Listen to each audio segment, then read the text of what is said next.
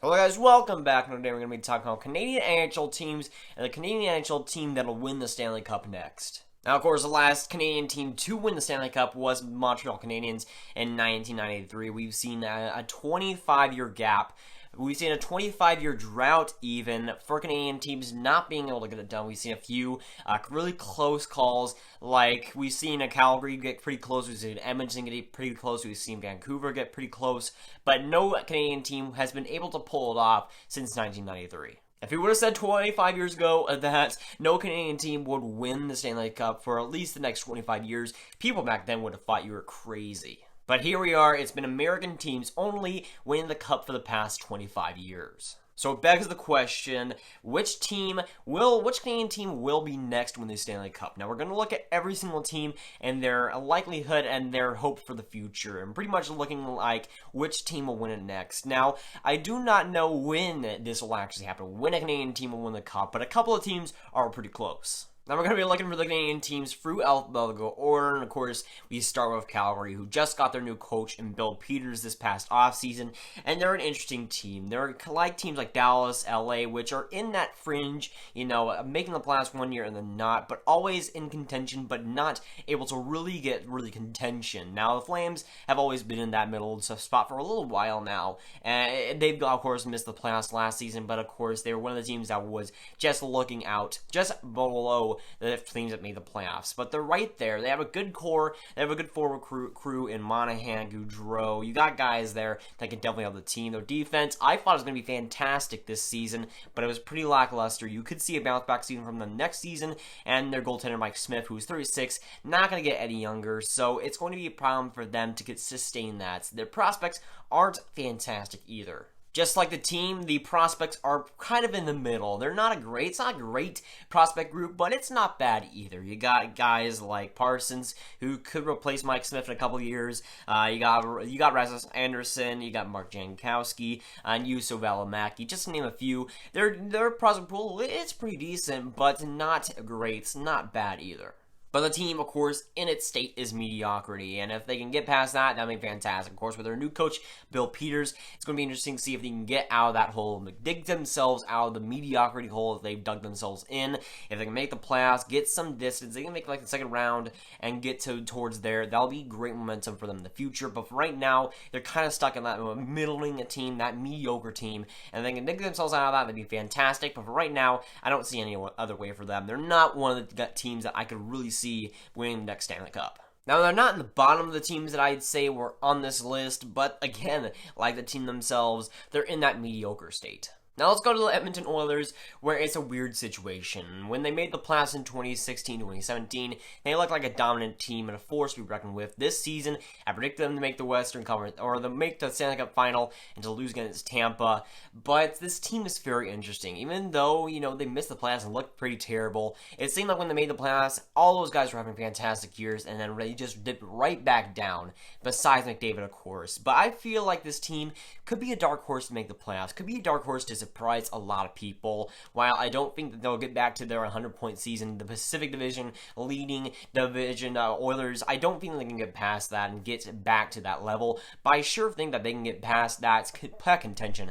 I do think that they could be a dark horse team to make that playoffs and to be very close, very competitive for that. And while they're not the best team ever, I do think that they can have a bounce-back season. Their defense, it needs work, but it's still had a lot of injuries. That was one of the main things that they had. They had some injuries there that obviously was affecting them throughout the whole season. That forward group, it needs some more depth, but it still is serviceable. And Cam Talbot, he had a bad year this season, but it looked fantastic in that playoff run 2 years ago. If he can reach that and get back to that playoff and get back to that, Cam Talbot that we're used to back then, they can definitely be close. They can definitely be a lot closer than a lot of people think.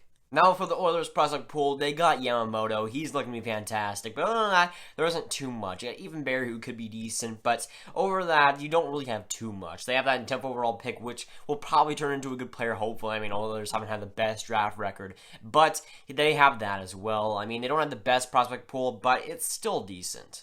So while I think the Edmonton Oilers are still far out, I don't think they're as far out as people really say they are. Now, on to the Montreal Canadiens, and of course, they have some major problems. They still have Carey Price, and he's set to have a bounce-back season after having, of course, a pretty season last season. So, I feel like he'll be definitely better, but the offense still needs a ton of work. You know, some teams have bad depth, some teams just don't have the star power. Montreal just has nothing on offense, and they need to work on that as well. Defensively, it's bad, but it's not terrible, and they got some decent guys there. Really, their only hope is Carey Price. If he can get back to where he's supposed to be, then I feel it'll work out well. But they still have a lot of problems with that offense, with that defense, that'll take a little while to fix. Now, they got some decent prospects in Poling. They got some decent prospects there with Juleson, and also on defense and offense, they got some decent groups there. But it's still going to take a lot of work. They have a ton of draft picks this season, which definitely helps. They got that third overall pick, which will obviously be NHL ready, hopefully, this next season. So they can definitely improve that offense, but it still needs a lot of work and a lot of work to really get them to where they need to be. So Montreal, I still think is a project. They have a few good pieces, but overall, I don't think that we'll be winning any cups anytime soon.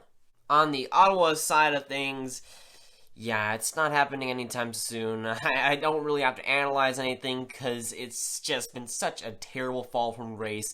They're one goal away from the Stanley Cup final, and here they are where I'm not even giving them the credit anymore. I mean, they're probably going to lose Erik Karlsson.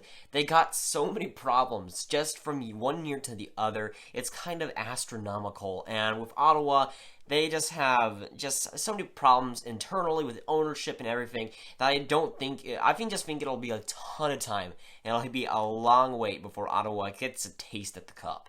Then you're on to the Toronto Maple Leafs, who, of course, were so close to the second round this past season, and they got a good team there. Their offense is explosive, and Frederik Andersen is a freaking beast, and their prospect pool is pretty much as good as it gets. They have a ton of depth and a ton of guys that could definitely be in the lineup, and their prospect pool is fantastic. It's loaded, and it's really quite stacked, the Marlies right now, and I think they're set. Obviously, they can afford to lose guys in free agency, just because of how good their prospect pool is, because of how good their AHL team is. They can definitely afford to lose some guys.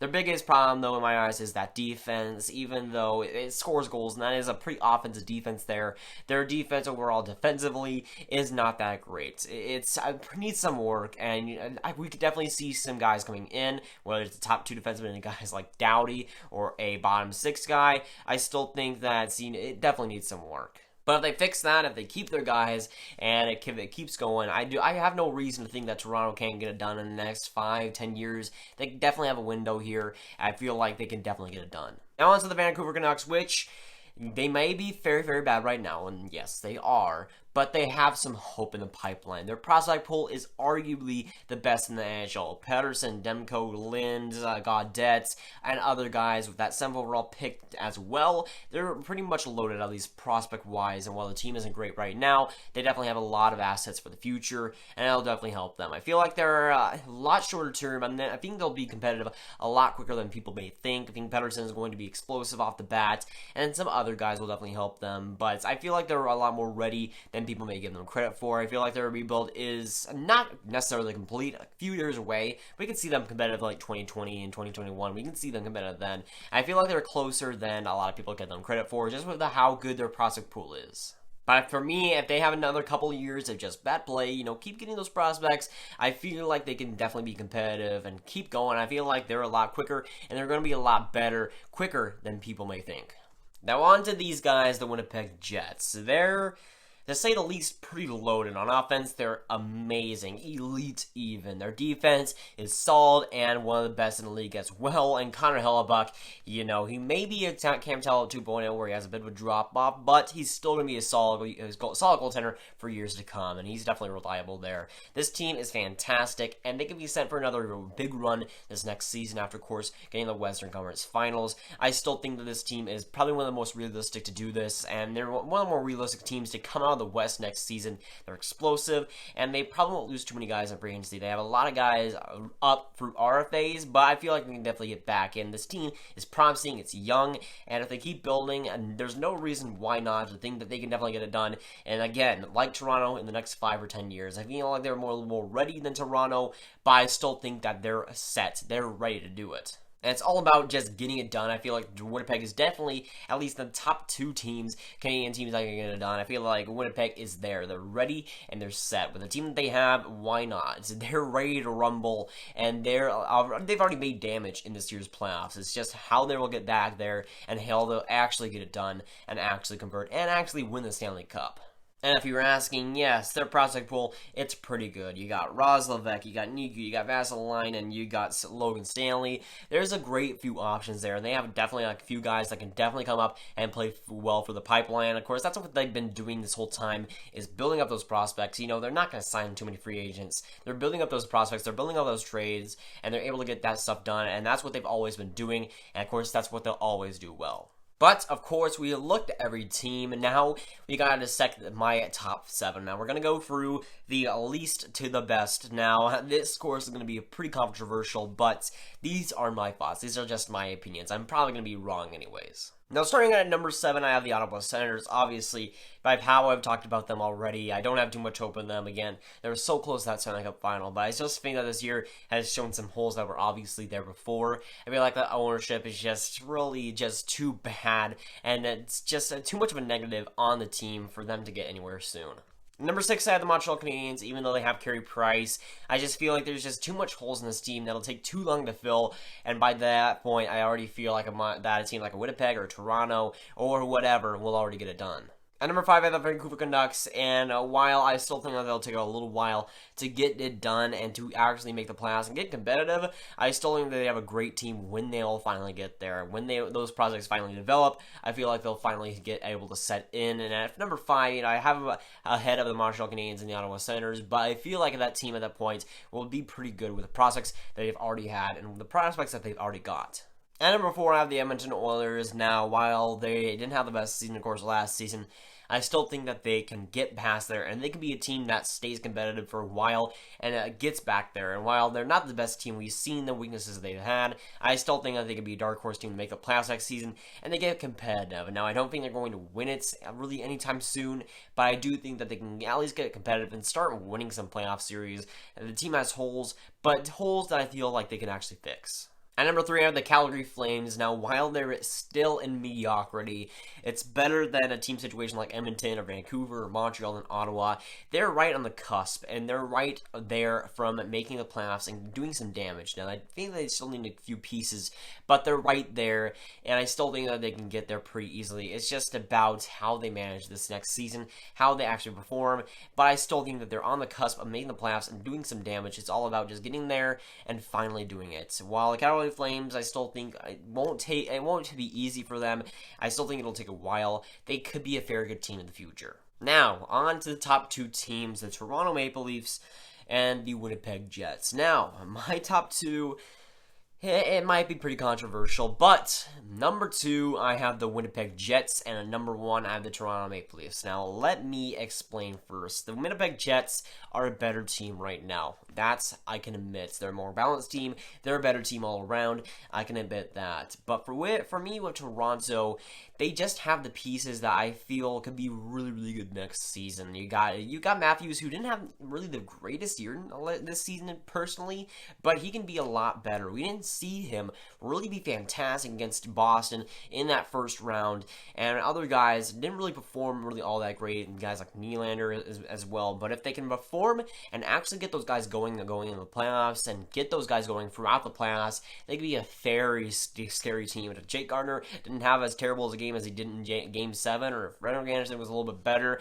that team could be in round 2 or round 3 or whatever happened. They could be a lot closer than they actually developed. But I feel like people are underrating them a little bit when it comes to next season and how they'll perform. I still think that they went up against a great Boston team and, of course, got pretty unlucky in Game 7. So I still think they're right there, and they're right there for a big, big breakout season.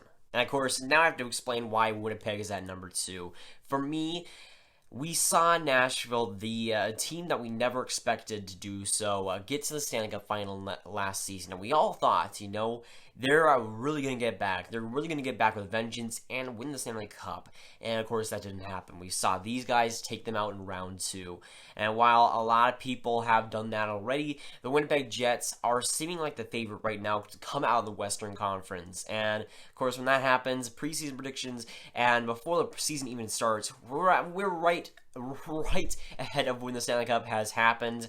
I still think that's a bit early for them, and I still think they could be the National Predators of last season where they had the expectations and just fell a little bit short. And while they're a fantastic team and arguably a better team than Toronto, a more deep team, a more better all-around team, I still think that Toronto will have a little bit of an easier time in that Eastern Conference to get there and to defy expectations. I think Toronto Maple Leafs are a little bit more underrated, and they got that on their side. Sometimes we see that with the Washington Capitals, they were the top team for a long time, and people were always overrating them, saying, "Oh, it's Ovechkin's year, it's Washington's year." And when they finally had lesser expectations, when they finally had, he's going to choke this year as well, they finally get it done, and they win the Stanley Cup Finals. Sometimes being underrated can really help your team.